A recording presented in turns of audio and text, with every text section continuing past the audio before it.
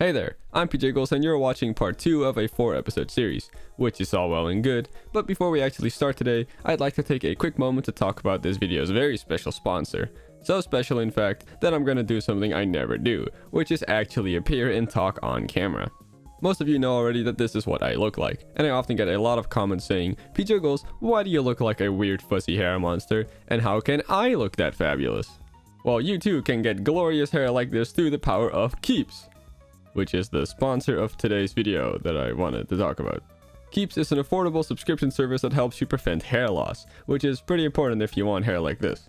With this subscription service, an actual licensed doctor at Keeps will first review your situation and information online, and let you know which subscription plan would be best for you, and after that, Keeps will send the perfect FDA-approved treatment products for you directly to your house.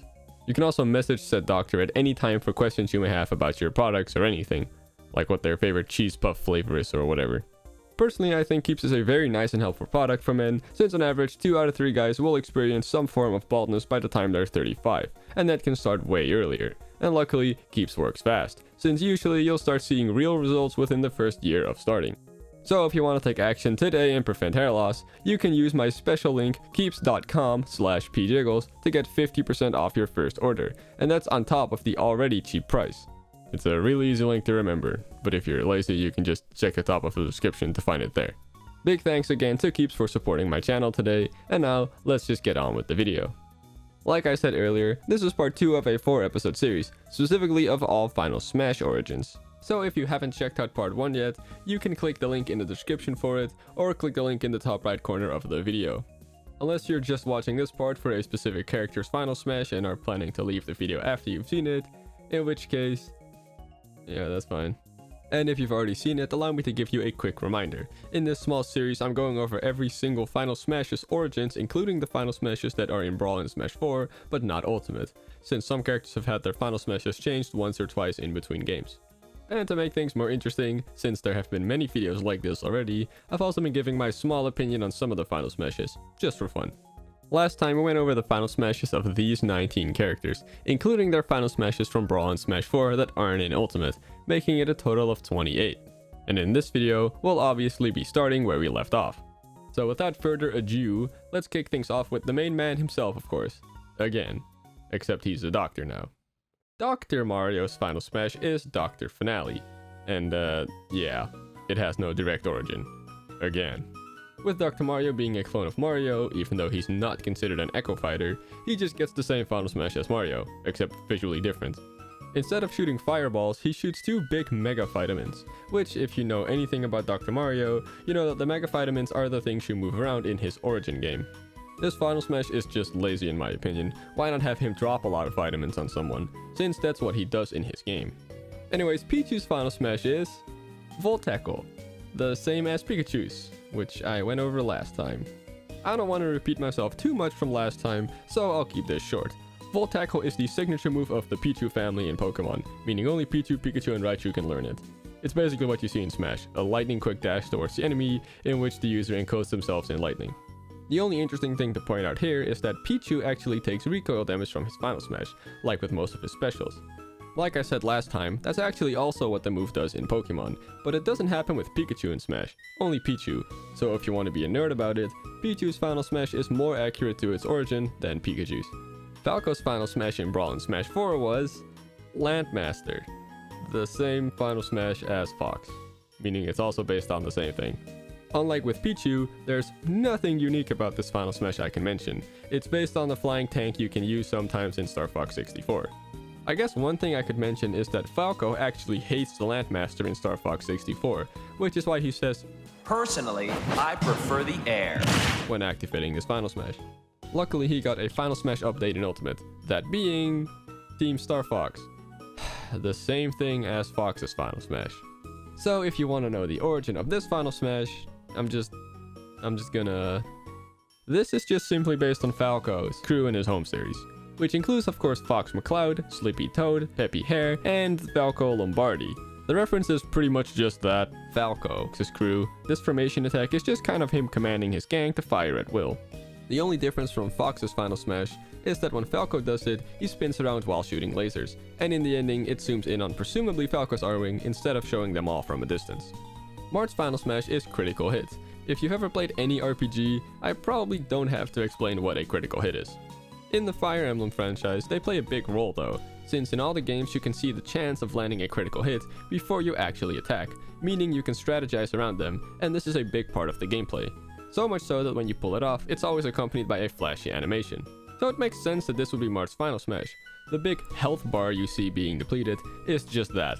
Health bars from Fire Emblem are often represented by many lines next to each other, all being one hit point, so that's where the design in Smash comes from. Lucina's Final Smash is, wow, who would have guessed, also a critical hit, the same thing as Marth. So yeah, it's based on the same thing, that's really all I can say about it. So let's just move on. Young Link's Final Smash, Triforce Slash. Remember Link's stupid Final Smash from Brawl and Smash 4? Yeah, they gave it to Young Link in Ultimate. Last video I explained that this move has no absolute origin at all, and that the Triforce is basically the all-powerful magical MacGuffin item from the Legend of Zelda franchise. When they first announced that Link got a new Final Smash in this game, I was hopeful that they realized this Final Smash is stupid and that Young Link would get something cool. Because I don't know if you've played Majora's Mask, but there is so much potential in it. Like, why not have his Final Smash use the Omega Powerful Fierce Diddy Mask transformation, which you only get after almost fully completing the game. Anyways, long story short, this Final Smash is based on nothing and it's stupid. Sorry for getting off track there. Let's just move on to Ganondorf's Final Smash, which in Brawl and Smash 4 was Beast Ganon. Ganondorf transforms into the giant beast known as Ganon, slams the ground, and then runs forward, trampling anyone in his way. Ganondorf's design in Brawl and Smash 4 was from Twilight Princess, so it makes sense that the Ganon design also comes from that game. The fight against Ganon in Twilight Princess involves him constantly running at you, which is pretty much what he does in Smash. In Ultimate, he didn't actually really get a new Final Smash, it just got a new name, that being Ganon, the Demon King. His design is now from Ocarina of Time, and so is Ganon's design. Instead of stomping the ground in front of him, he now slashes his two golden swords in front of him and then dashes forward. So yeah, pretty much the same thing. Fun fact, Ganon is actually Ganondorf's original form, and usually how he's at his strongest, so I'm a big fan of this Final Smash. Mewtwo's Final Smash is Side Strike, which just like Pikachu's Final Smash is their signature move in Pokemon. It was introduced in Generation 5 and Mewtwo usually learns it by reaching level 100, except in Generation 8 where it's level 72 instead. Mewtwo transforms into Mega Mewtwo Y during this Final Smash, which is one of their two Mega Evolutions, specifically the one you obtain by playing Pokemon Y instead of X. They can perform this move without Mega Evolving in Pokemon, so it's just a neat touch in Smash Bros.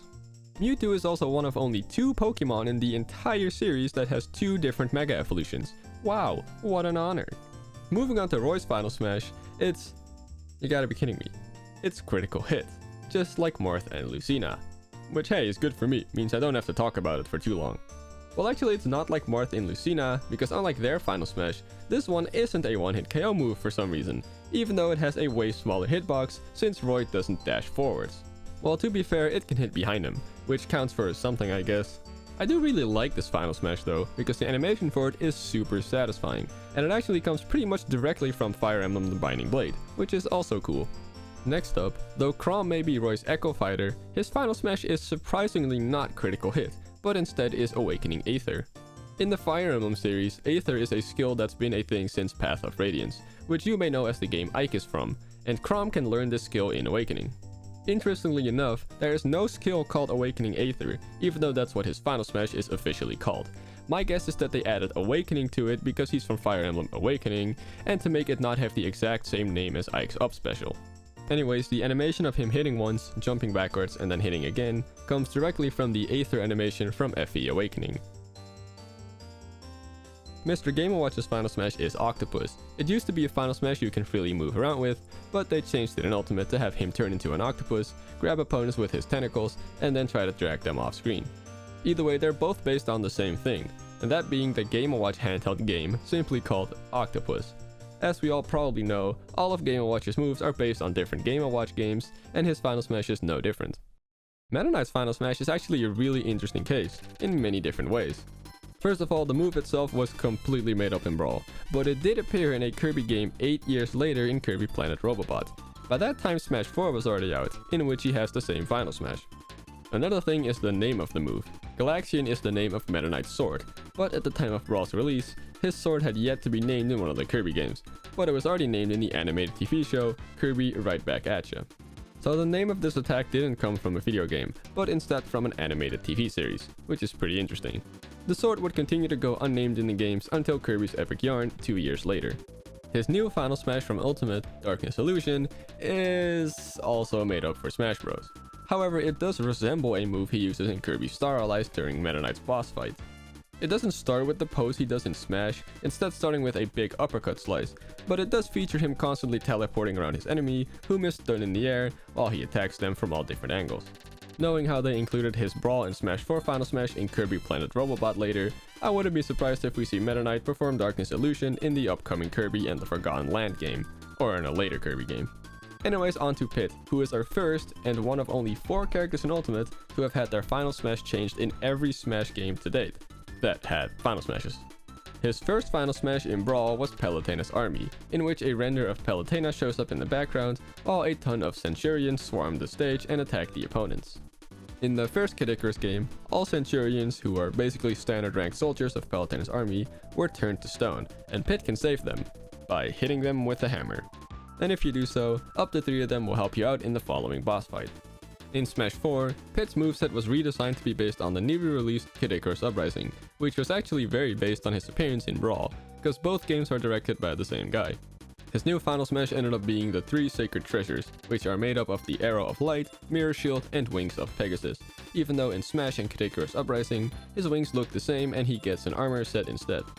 The final attack he does, where he makes it rain beams of light, is probably based on the attack he does in the flying segment of the chapter where you use the 3 Sacred Treasures. And lastly, his new Final Smash in Ultimate is the Lightning Chariot, which has him board the chariot in question and ram into the opponent with it. It comes from chapter 19 of Kid Icarus Uprising. During this part of the story, Palutena is possessed by an entity known as the Chaos King, and has put a giant impenetrable barrier around Palutena's temple, where the possessed Palutena resides. To get through this barrier, Pit goes to the Lightning Chariot base, and after getting to the top, the Chariot Master challenges him to a race in which both him and Pit use one of the 2 unicorns that normally operate the chariot. After defeating him in this friendly race, he dies, and entrusts Pit with the chariot and both unicorns, who are named Foss and Lux, and after using them and the chariot, he rams right through the force field around Palutena's temple, breaking it and allowing him entry. So yeah, this lightning fast ram is probably what they based the Final Smash on, and Pit yelling this, "Boss, Lux, let's go!" is just him calling out the names of the 2 unicorns. Quick fun fact, they're named after the Greek and Latin words for light respectively. That has nothing to do with the origin, but I thought it was a neat detail. So Pit has a lot of cool stuff and origins in his Final Smashes, right? So what did they give Dark Pit for his Final Smash? Dark Pit Staff. Yeah. The Dark Pit Staff is just one of 108 unique weapons in Kid Icarus Uprising, and it's a staff, which means it has a very long range. There are plenty of weapons in the game that are named after characters, like the Palutena Blade, Druidi Claws, and Arlon Orbiters, just to name 3. Dark Pit Staff is obviously named after Dark Pit, which might be the sole reason why they made this his Final Smash, which would be stupid. But it's more likely based on the fact that in Kid Icarus Uprising, one of the segments where it's possible to encounter him in the land section of chapter 6, in which he is still an enemy, he uses the Dark Pit Staff to try and snipe you from the top of a cliff. You can't really see it from here, but trust me, he's using the Dark Pit Staff. Anyways, this Final Smash is stupid. Dark Pit as a whole is just a giant mountain of missed potential, which includes his Final Smash, so let's just move on. Zero Suit Samus is our next character, and just like Pit, she's had a different Final Smash in every game she's in. In my last video, I said that at the end of Samus's Final Smash in Brawl, her suit falls apart and she turns into Zero Suit Samus. Contrary to that, Zero Suit's Final Smash is called Power Suit Samus, and as the name implies, it involves her putting her suit back on and turning back into regular Samus. Now this move is a Smash Bros original, so it has no direct origin, but it bears a strong resemblance to the incredibly obscure ability from Super Metroid called Crystal Flash. This ability recovers all her health at the cost of a bunch of other resources, and during it, she can be seen floating in midair without her suit in a very similar pose as in her Final Smash, and the move ends with her putting her suit back on, so maybe this is what inspired her Brawl Final Smash. In Smash 4, her Final Smash was Gunship, in which she calls her Gunship, boards it, and then shoots at the battlefield from a cockpit view. She's had a gunship in many Metroid games, and this Final Smash is just simply based on it. It's pretty high-tech and can shoot lasers, and that's really all I can say about its origins. It's just Samus' spaceship. And her ultimate Final Smash is Zero Laser. Yeah, technically the same thing as regular Samus' Final Smash, though instead of shooting it in front of her, she hops on her gunship in the background and shoots it from there. She actually puts her power suit back on during this final smash, which makes sense since she wouldn't be able to use Zero Laser otherwise. But unlike Samus's version, it also includes a brief bigger blast at the end. One thing that's kind of a shame is that during this final smash, she always puts on her regular suit. So if you're using it against Samus with her default costume, there's two identical power suits on screen. It'd be cool if every alt of Zero Suit Samus used a different Samus costume. Or maybe it should be more like this. I guess that wouldn't make the situation where two of the same power suit appear on screen impossible. You know, whatever, it's not a big deal. This final smash is pretty cool in my eyes, but apparently it's really bad. I wouldn't know, I don't play her, or with final smashes ever. Wario's final smash has him eating a raw, full garlic, turning him into the legendary Wario Man, and then dashing forwards to deliver a barrage of attacks to his opponents. In Brawl and Smash 4, this final smash was actually fun because you could play around as him and he had insane power and frame data. Basically, it made him the best character in the game for a short while. Anyways, Wario Man is Wario's alter ego in a few of the WarioWare games, and he first appeared in WarioWare Twisted for the Game Boy Advance, the second game in the series. There, he served as the final stage in the game's story mode, and the theme of this stage was that all microgames were based on Wario. Very classy. Man, this used to be like my favorite Final Smash ever. I even made a whole video about it back in the Smash 4 days when it was announced how lame his Final Smash would be in Ultimate. Well, let's just move on to Snake's Final Smashes. In Brawl, it was a simple grenade launcher in which he would get up real close and personal with the camera and shoot grenades at the stage and his opponents while hanging from a helicopter. Snake has used grenade launchers in many Metal Gear games, but this Final Smash seems to be based on a specific event in Metal Gear Solid 2 where he shoots an explosive from a helicopter in a cutscene. And in the following gameplay portion, you, playing as not Snake, try to shoot down a flying vehicle with a stinger, which is what the UI in Smash seems to be designed after.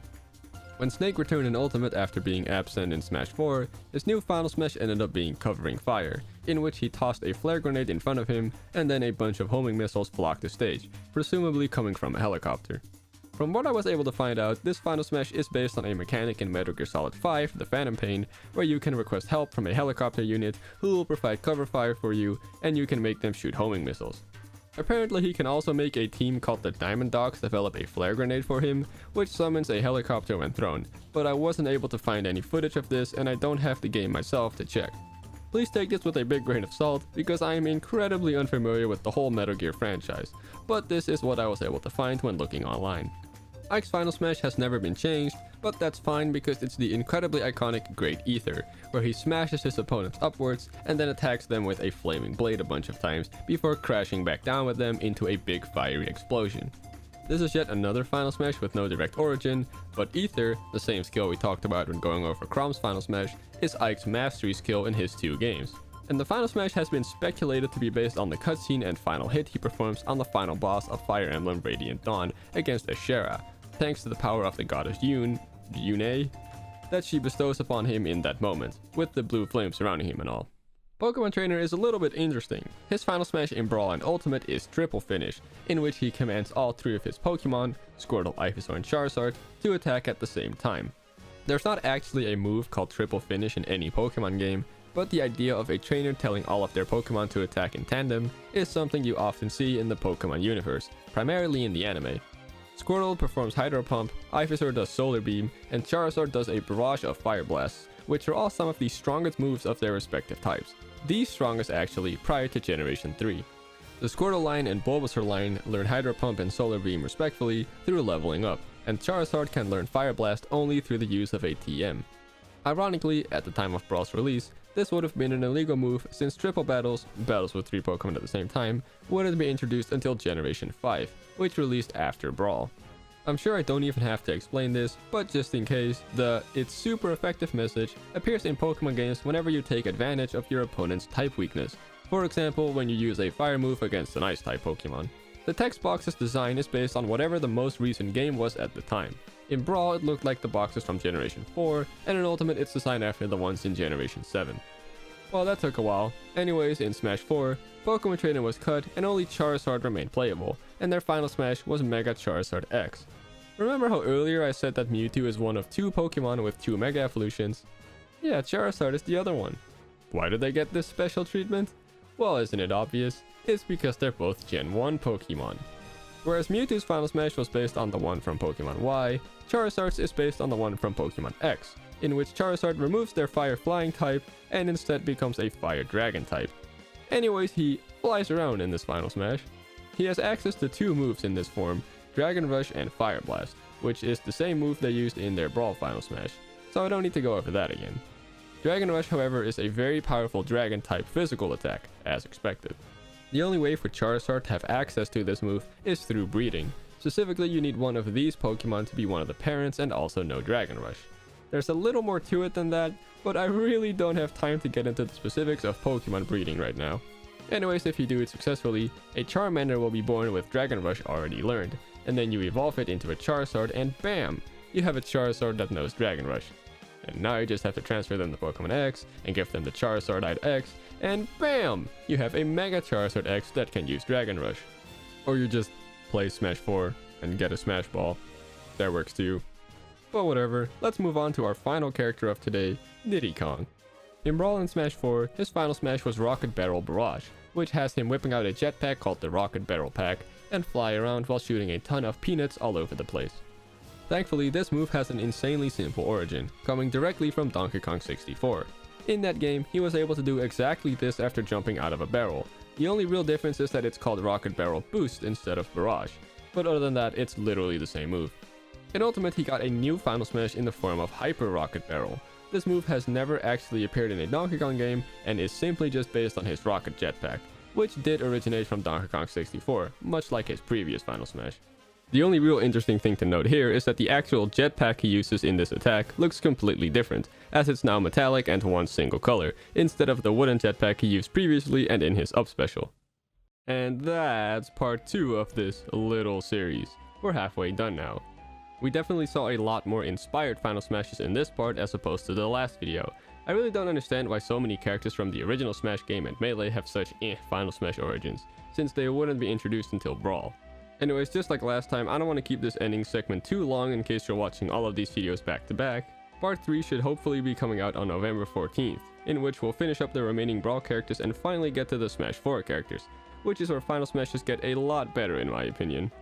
Anyways, I hope to see you then. If you enjoyed this video, don't forget to leave a like and a comment, because it really helps out. And subscribe if you haven't already and you want to make sure to catch the next part when it comes out. Thanks so much again for watching, and I hope you have a great day.